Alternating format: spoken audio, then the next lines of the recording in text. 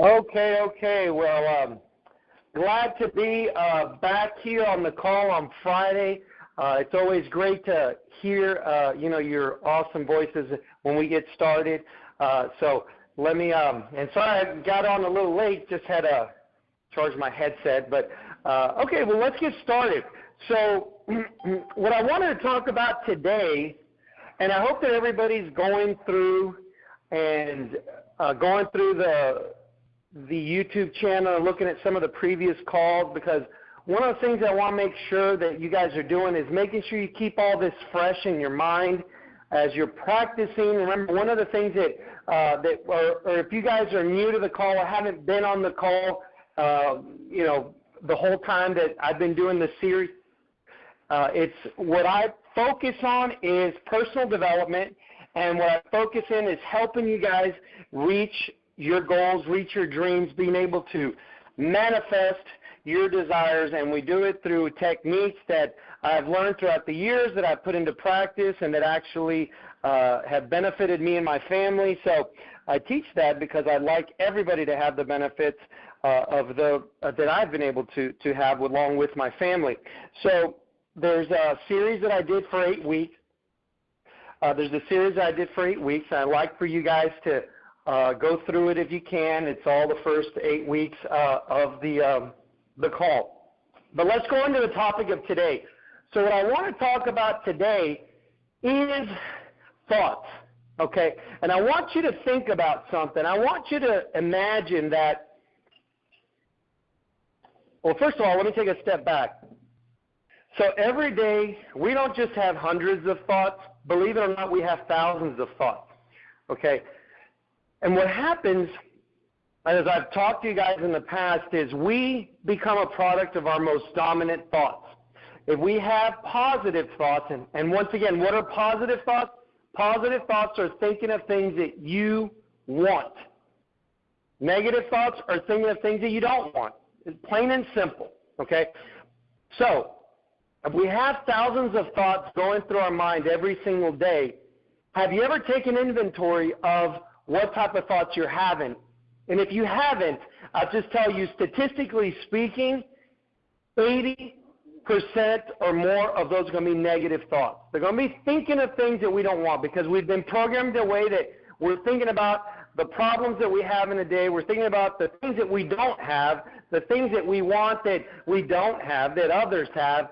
So all of our thoughts in a given day are going to be summed up to mostly negative thoughts. So if you put this on a scale and you weigh the negative and the positive thoughts, what do you think you're going to be manifesting more on a daily basis? You're going to be manifesting more of what negative thoughts, which are what things that you don't want.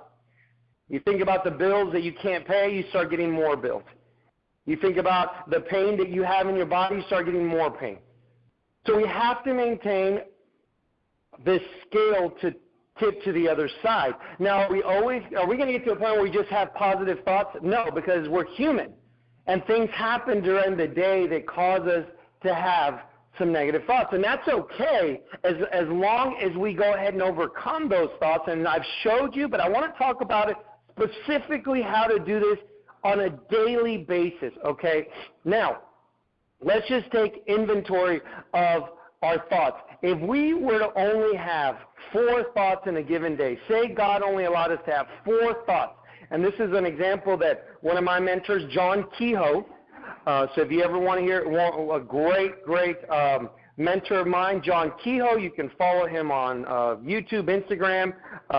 He wrote some great books, and Mind Power is the name of his book, but awesome. He said, well, and he also has a program, and part of what I've taught is part of that program as well. So you've gotten all the meat of his program. But he said, he gave an example, if you only had 4 thoughts in a given day, and those thoughts were going to define your future, what thoughts would you have? How much importance would you put on those 4 thoughts? But see, because thoughts are free and we can have as many as we want, we don't take inventory of the type of thoughts that we're having. We just let them roam freely. See, we have to be a gatekeeper to our thoughts. I'm very careful about the thoughts that I have. And I want to explain to you in what way that I'm very careful about the thoughts that I have. When I'm in a situation where somebody's talking about a negative situation, I try to be very neutral and distance myself from that conversation. If somebody's complaining about somebody or something, I don't want to start having thoughts of against that person or adding to the conversation, yeah, man, I can't believe he did that. Sure, they should go to hell. No. We never want to do any of that. See, because what you talk about is what's going to be going on in your mind as your thoughts. Have you ever been with somebody where they're talking negatively about somebody? Maybe it's justified, right, in a certain way, although you can never justify treating somebody bad because they treated you bad. But let's just say that this is a horrible situation and they're justified. See, what happens is your thoughts become you. And what you give, you get back. So if you're in a conversation when you're having negative thoughts and negative conversations with people, which are going to become then your thoughts, because just think about it. When you're in a conversation, when you watch a movie, when you do something, what happens after you're done with that conversation? What happens after you're finished with that movie? You're thinking about the stuff that happened in that movie, or you're thinking about the conversation that you had. And that becomes now your dominant thoughts of the day. But what happens is, this is something that I learned from another one of my mentors, Paul Selig, and he said, whatever you damns you back. And it's biblical. What we sow, we reap. So if I have negative conversations and they turn into negative thoughts in my mind, I'm just sowing for that negativity. Have you ever heard somebody complain about something, talk about somebody, and then later on they do exactly the same thing they were talking about and saying that was so wrong to do? They do. It happens because what you're doing is you are sowing that and now you're reaping that. So what you want to do, if somebody's talking negative, you want to just neutralize the situation, say, well, I mean, I don't know exactly that person, everything about him. I don't know why he would have done that. Not my preference, but I have no idea. I don't know why he did that. And move on to something else. Move on to a different conversation that's positive. That is something that you would want to sow. You want to sow something. That's why the conversations that you have should be about the future. Should be about goodness. And I used to, I grew up with parents, and my dad is always optimistic and positive. And I used to carry that along with me when I was young. But in relationships with people, they'd say, oh, all you think is everything's going to turn out fine. Everything's going to be sunshines and daffodils. And it started making me think, you know what, maybe it's wrong. Maybe I should be a little negative. And I started going into that mindset, and sure enough, everything that I complained about, I got and I became. And I've seen and of course, through my personal development journey, I've noticed that he was right and that they were wrong, and I've since then turned to the way I used to be and then implemented even more of, talking about positive ideas, positive thoughts, lifting people up. If you see somebody that they're talking about them in a negative situation, the best thing you can do for yourself is to turn that into a positive situation. In other words, they're talking about this guy is such a jerk, he did this, did that. Well, it's unfortunate what happened, but we all can change. And maybe this guy didn't have the upbringing or the education, the knowledge to not have done that, but he can change. And I hope that he does change for himself and for whoever he hurt. See, if you start doing that and turning those conversations, and you're like, and I'm going to pause here and say, because people don't like hearing this. They go, but you don't know what he did. It was to my sister. It was to my brother. It doesn't matter. Situations already happen. And I'll explain to you something in a little side note in a minute. But the thing is, what you want to do is uplift people. Why? Because you're uplifting yourself. You want to feel better about yourself? Go uplift other people. Doesn't matter what they did, what happened. The past is in the past. And if somebody hurts you, I understand you might not be ready to uplift and do all this positive talking about them. But you know what? Just don't throw any more dirt on them. Because the dirt you're throwing on him, you're throwing on yourself. And that's what I want to avoid. I want to avoid you guys going into pitfalls. I want you to start not falling in those pitfalls. I want you to avoid those landmines of the mind. And if you do that, you're going to see how you will start manifesting that everything that you've been working on in your alpha state. Remember the alpha state, the dreamy state? We're thinking about the stuff that we want.